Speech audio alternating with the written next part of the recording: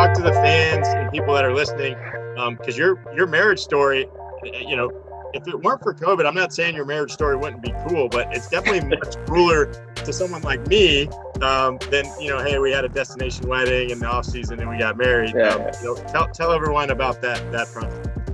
Yeah, it's cool to tell the story now. At the time, it was pretty stressful and a lot. But yeah, I'll try to keep it somewhat short. So yeah, during COVID, you know, my wife, my girlfriend at the time was, you know, she was in Vancouver with me. She's from Pennsylvania originally, so we had to go to that MLS's back tournament, you know, in the summer to get games in.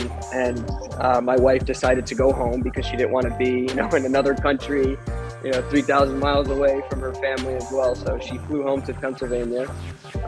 And upon, you know, me returning, and then, you know, my wife, Allie, came back the next day to come in, and, you know, the Whitecaps, you know, assured us, like, yeah, you know, she'll be fine to get in because we weren't married at the time, and the rules at the time were you need to be a family member to be allowed back into Canada.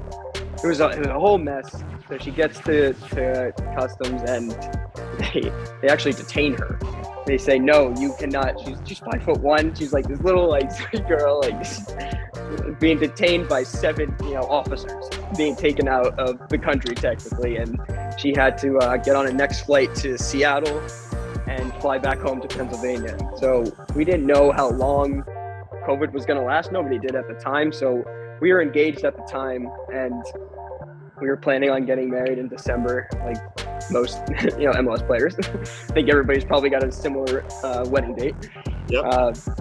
So we didn't know when the next time we'd be able to see each other, and we were trying to figure things out, make things work. And my mother-in-law came across this article that showed there's a park. It's called Peace Arch Park, that is halfway in Canada and halfway in the US. So on the border of like Vancouver and Washington. So it was like this neutral land where people could come and meet up and spend time with their loved ones in a different country that can't, you know, come together. So nothing was enforced. There were, you know, officers there and all that, and we were like, well, maybe we should just see if we can get married there.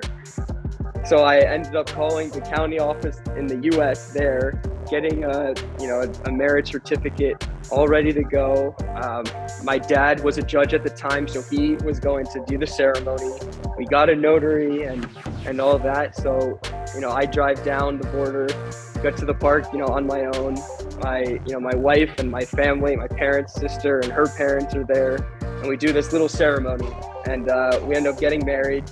And I go back over the border, hop over the little road, and she walks down into customs in her white dress with a suitcase, and goes and tells them, you know, I just got married, so I can come in. And they're like, okay.